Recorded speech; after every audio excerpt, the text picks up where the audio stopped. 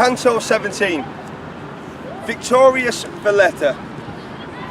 As back to Turkey gloom-cloaked galleys glide, let it forever across the world be known, how one small island majesty defied, plucking charred feathers from the peacock throne, how Christendom triumphed over Crescent, from European kingdoms gold gratitudes were sent.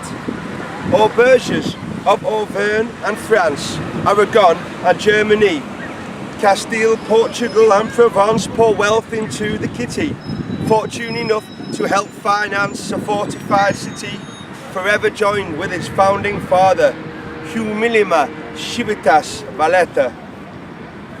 This was the Ottoman high tide, world conquest incomplete.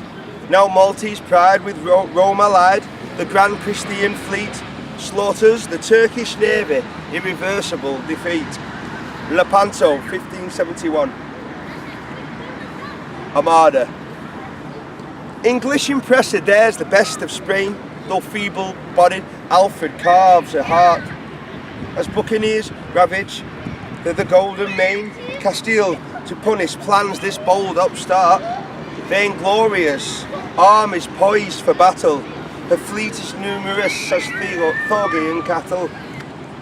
Sea fortresses threatening the shore, 'twas national squeaky bum time.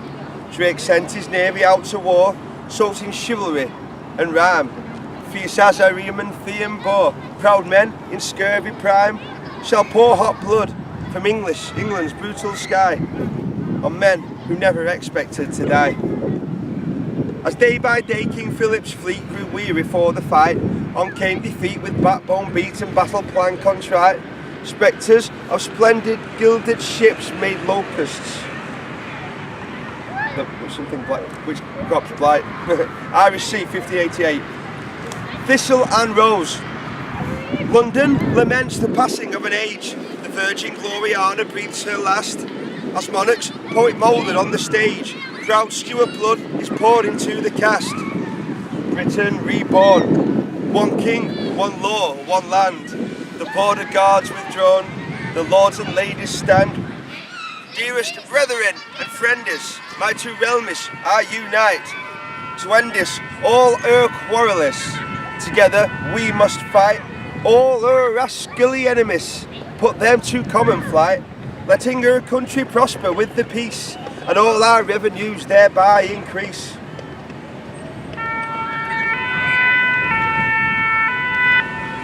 The Feu de Joie shares London. Oh, I'm going to read the old one. The Feu de Joie to Pendle flew. The summoners saw the flames. An omen grew deep down. They knew of all the newborn names. First parents of a British boy should call their baby James. Samden, 1603. I've changed it, so it'll be different. Pilgrim Fathers. Far from the divine right of diverse kings, Mayflower unburthens the purer faiths, whose paradisian Polaris brings no longer men, but ragged pale-faced wraiths. Indian chief welcomes his white guests in.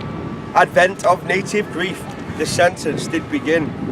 In the land of the Sequana and the endless airy plain, where the buffalo and cougar suckle Susquehanna's vein, horseback tribes have lived forever, praising both sun and rain, content to roam upon ancestral soil, now adding pilgrims in their meagre toil. Seedling imperial takes root, the plant begins to spread, as shoot by shoot fresh towns recruit life to replace the dead. Tough slaves are made to gather grain, rough soldiers guard the bread. North Virginia, 1628.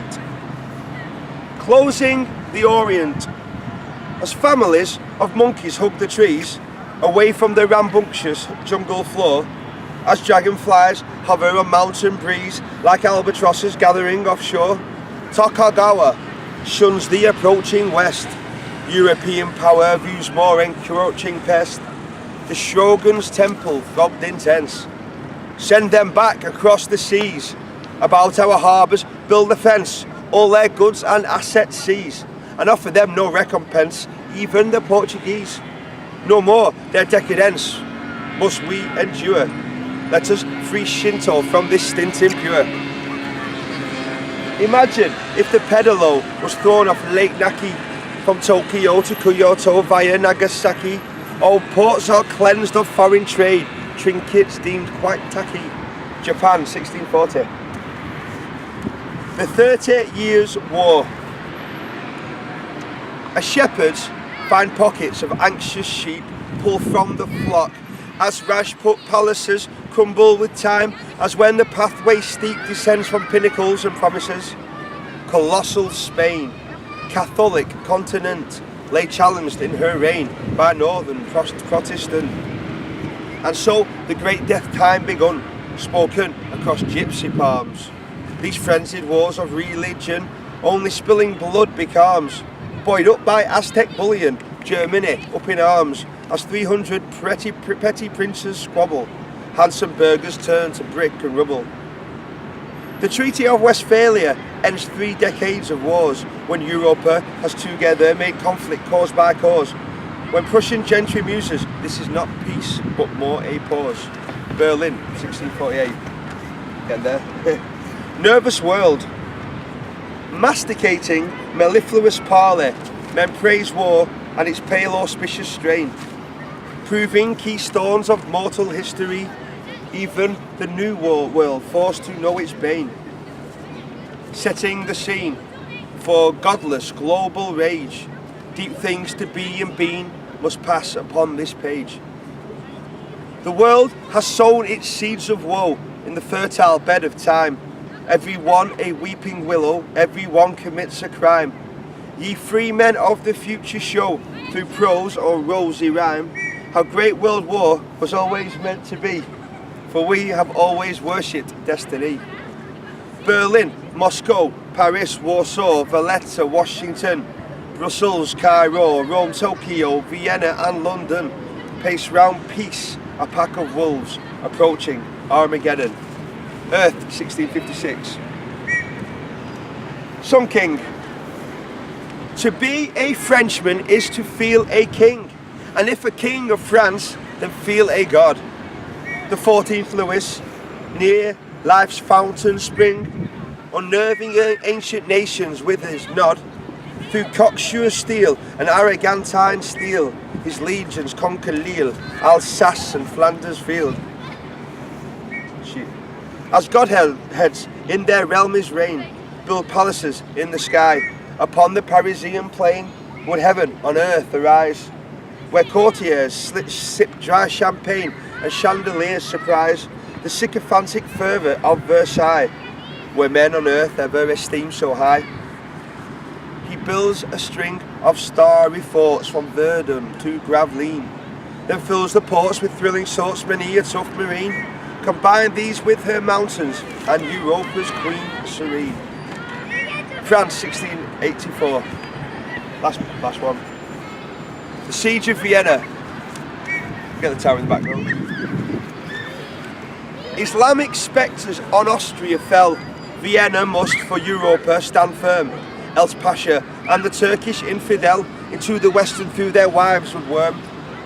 Aiming the guns and Allah's grand empire, more bonfires than our suns, the Kallenberg on fire. As constant as the perfect waves that roll into Biarritz, the Sipahi slip to their graves in the death-deep city pits. Though conquest human honour craves, far from these far-flung limits, facing superior technology, fled the apex of Turkish history. The royal horses are preserved, churches Hosanna sing, Islam unnerved, Europe preserved, her internecine spring, when bleeding for one's empire reached purpose in existing. Vienna, 1688.